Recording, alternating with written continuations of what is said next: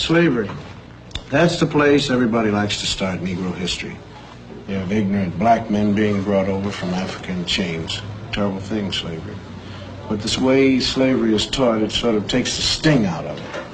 Because the way it's usually taught, people think that we Afro-Americans started with nothing but little grass skirts like the kids in the Tarzan movies. And though America gave us slavery, America kindly gave us religion and a lick or two of education. And when we get more jobs and more education, then up from slavery. But we had something before we left Africa, something more than rhythm. I mean, we had a high culture. The culture was so high that great artists in the world are still borrowing from it. Now, here's a sculpture by an unknown African artist. And here's what Paul Klee took from him. Now, here's a work by an unknown black African, and Pablo Picasso liked what he saw.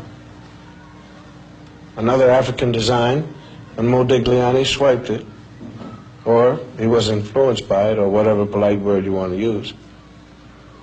Another black African artist, and Picasso didn't change it very much. I mean, when you look at this copy, you got to give us a little more than rhythm. You got to give us style. Now, if you tell the history of slavery right, you got a big problem on your hands. The slave trader didn't take some savage out of Africa. He took a human being, sold him like an animal, and separated him from his family.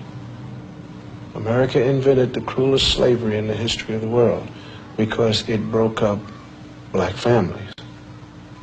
After slavery was over, America kept breaking up the black man's family. And that's some awful history to teach. Now, if you want to look history right straight in the eye, you're going to get a black eye. Because it isn't important whether a few black heroes got lost or stolen or strayed in America's history textbooks. What's important is why they got left out. Now, this country has got a psychological history. There was a master race, there was a slave race. And though there isn't any political slavery anymore, those same old attitudes have hung around. I mean, the burning part of Burn, Baby Burn is right here in this classroom. We want to thank Mrs. Lovely Billups and the whole gang here at fourth grade for the brilliant and intelligent artwork that they've done here to make this whole broadcast sing. I want you guys to keep pretending that I'm not here. You're doing a great job, and just keep on drawing and reading and writing, doing what you have to do, because I'm going to talk about some other kids. Not you, Mary, John, and Bob. These are kids from other schools. Now, did you know in some states it used to be against the law to teach blacks to read or write? Nowadays we're getting these integrated schoolrooms, and most people think that if we get enough teaching and enough jobs, everything is going to take care of itself. But there is a scar of history running right through kids as young as these. It tears you up if you know how to look at drawings kids make, because kids shouldn't know much about history and anything about discrimination. I mean, nobody hates little black kids, but why do some of them cause so much trouble? And if you ask black and white children to draw themselves, or trees, or houses, some strange things happen.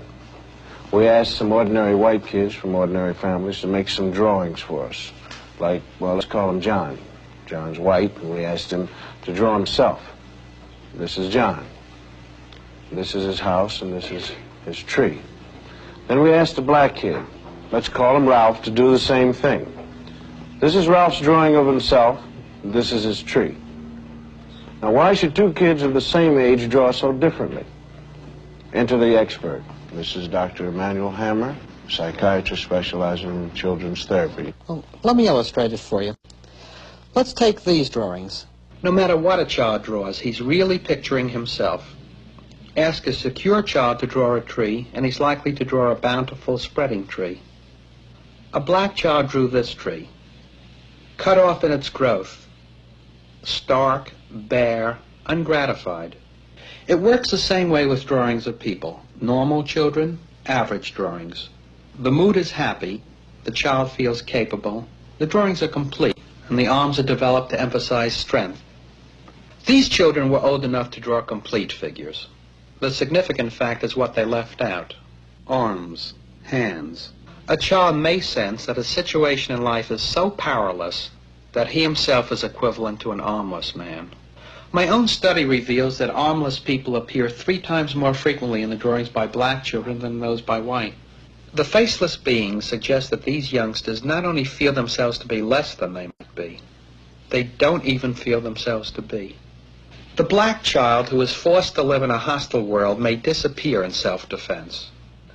He drifts through life feeling like a shadow. He stops caring, and he stops trying. A child who has this on his mind cannot be a child. A child who has this on his mind could want to burn down cities when he gets older. The whole confusion was summed up by a black 9-year-old in these 2 paintings. This is a 9-year-old boy draws a white man, Robin Hood maybe. And this is how the same boy draws himself. And this is the consequence of deformed history.